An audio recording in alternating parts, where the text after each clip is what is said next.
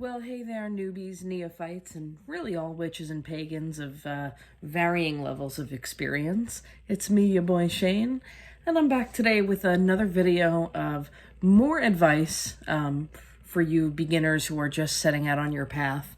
I had made a video a couple of weeks ago about 5 tips for beginning witches, and I got a lot of really good feedback on that video, so I thought I would come up with 5 more tips for you guys who are starting out. And even if you're not, these are good reminders, like I said, at any level, no matter where are you in your craft journey. I find that to be a little bit of a trite expression, but I guess it rings true, right? No matter where you are in your development as a witch, I think these are some good common sense reminders, okay? So let's jump right in. Number 1, please don't buy a lot of stuff.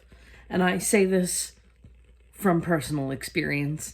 You don't have to go out and buy, every single crystal. You don't have to go out and buy every single statue and every single tool and shiny, doodad. And it's tempting. It's so tempting. And now with social media and the shopping algorithms, and you're getting these targeted ads, as soon as you put any kind of search term in your, little Google bar, all of a sudden you're getting like the Instagram and Facebook ads for like these dazzling, ritual blades and all sorts of finery. None of it's necessary. None of it is necessary to practice craft, especially not in the beginning, but, not even for the experienced practitioner. Stuff is fun, don't get me wrong. I love the gear. But in the beginning, you don't even know if this is going to be for you permanently, like long term, right? So you shouldn't invest a ton of money in something right off the bat.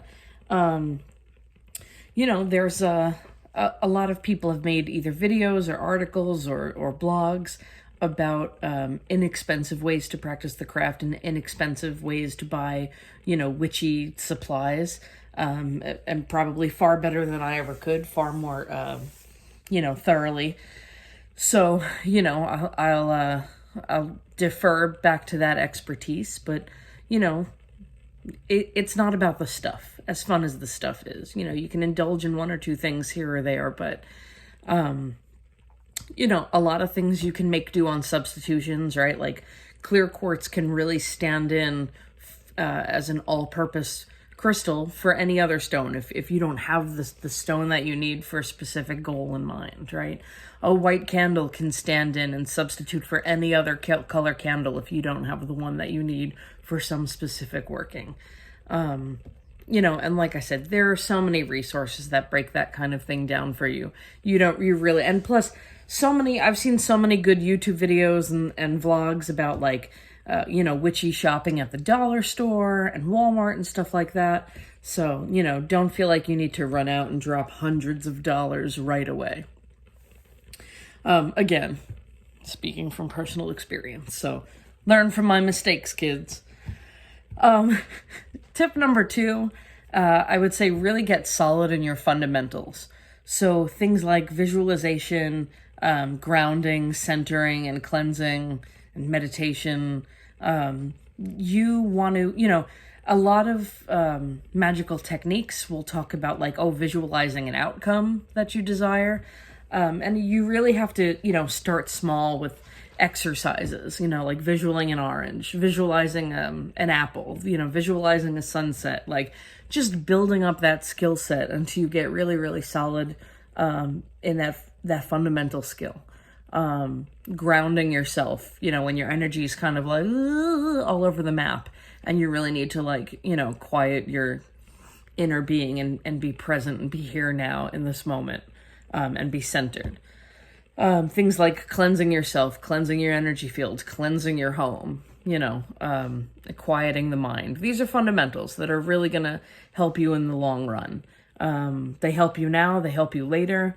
The better you are at them faster, the quicker and easier I think you'll progress in anything else, kind of craft related.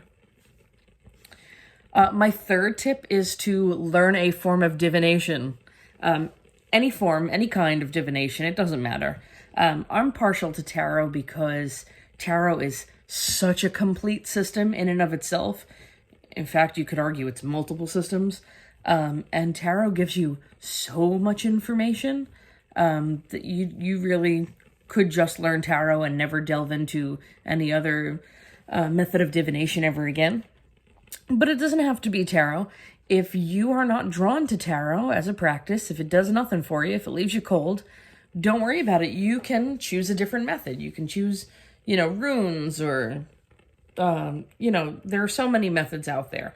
Don't feel like you have to learn tarot because it's witchy. I feel like there are so many things that we feel like we have to do, or, we're fraudulent witches. It's called imposter syndrome, and it's a bitch. If I could kick imposter syndrome in its ass, I would, and that's that internal monologue that tells us like, well, I'm not a real witch because I don't read tarot cards, and I'm not a master herbologist and all this other stuff. And it's nonsense. You are enough just as you are right now. Snap, snap. But learn a form of divination. Choose a form of divination that you're going to commit to studying and really, really get solid in it. Divination will be great for, to start off personal counsel, right? Things like, if you don't know if you should accept, a job offer or a romantic, I don't want to say proposal as in like marriage proposal, but you know what I mean, an entanglement, or just any kind of decision. It can help you with decision making. It can help you with self-knowledge. It can help you kind of suss out other people's motivations. It can let you know if you're on the right track with something. In your spell work and your magical work, it can help you figure out like, if this is a magical goal you should be pursuing. It's just divination is great to give you a lot of insight. When you're kind of stuck and you're like, have I really examined this from all angles? What am I missing? What are the blind spots? What am I not thinking of? That's when you bust out your divination tool.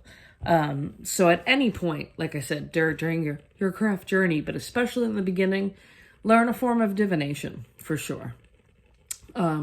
I would say learn a form of divination even before you learn like a magical technique, like before you learn candle magic or knot magic or herb magic or crystal magic, learn divination. My fourth tip, because I hear a lot of beginner witches, or again, baby witches as sometimes they're called. I know that term is not in vogue with everyone, but I don't see anything wrong with it. Especially when, let's be real, a lot of people coming to magic and witchcraft are like 16 or 17 or 18, so whatever, there's nothing wrong with that term if you like it. But for baby witches and beginner witches, I hear a lot of people say that they're overwhelmed, they don't know what to do first, they don't know what they should be celebrating first, they don't know what magic they should be doing first, or if they should find a pantheon of deities to work with, or if they should do, there's so much, like, where do you start? Where do you even start? So my fourth tip would be to get yourself on a schedule. Start small, but start somewhere, right? In my first video, I talk about the importance of jumping in right away and getting your hands dirty. Like, don't sit around reading books forever. Like, eventually, you have to stop theorizing and start practicing, right? So pick one thing. Decide you're going to celebrate the full moons. Bam. Now you're on a schedule. Then from there you can grow it and say, well, the full moons are when I'm going to do my spell work. The new moons are when I'm going to make my offerings. Or I'm going to set aside 5 minutes every morning as soon as I wake up. That's going to be meditation. Or I'm going to set aside 10 minutes at night right before I fall asleep. That's going to be my time for journaling in my magical journal and reflecting and whatever. Or that's going to be my time the weekends are when I practice my divination. It doesn't matter which one of these goals you prioritize, and don't try to do all of them at first. It's going to be really tempting to want to do all the things, but start slowly, choose one, stick to it. When you're in that routine, then you can add a second one. Once you've incorporated that and you're in a routine, then you can add another one, and so on and so forth. But get yourself on a schedule so that it's not like just a haphazard, whenever you find the time, or whenever you have 3 minutes, or whenever you know, because you'll never find the time. And you don't find the time for something that you want to do that's important. You make the time. You know, people who play instruments in an orchestra don't find the time to practice. They make the time. So yeah, get yourself on a schedule. And my fifth and last tip for this video, at least, is, you know, to go easy on yourself. And I guess it's related to that last one, right? So, you know, even with a schedule and even with everything else, all the other advice that I'm giving you, you know, there are going to be days when you forget to do your practice. There are going to be days when you try to meditate and you fall asleep. There are going to be days when you just don't feel like doing it. There are going to be days when you doubt yourself, when you're like, am I crazy? Is this even real? Is this like, am I just, you know, playing Harry Potter pretend escapism? You know, there are going to be days when your spells fizzle and completely fail spectacularly. There are going to be days when you set your mother's carpet on fire. Not that I would know anything about that. You know, there's going to be all sorts of days like that, and you just have to forgive yourself. You have to go easy on yourself. You know, if you're not having fun and if you're not gaining something, if you're not getting something out of it, you know, then why continue, right? Like, this is not something intended for you to beat yourself up over, you know? It's not one of those other religions. You know, the point is not to make you feel guilty.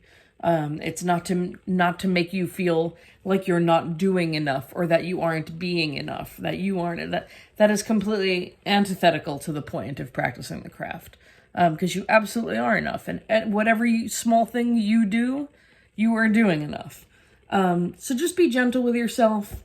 And yeah, those are my 5 additional tips for beginning witches. And if you guys have any questions, or if you want to see a part 3, or any other feedback you have for me, hit me in the comments below. Otherwise, you know, please subscribe, share the link, share the channel. There's some sort of bell, apparently, that you can click on. You'll get notifications every time I make a video. I try to do it about once a week. Sometimes life gets in the way. But yeah, until next time, take care of yourselves and each other.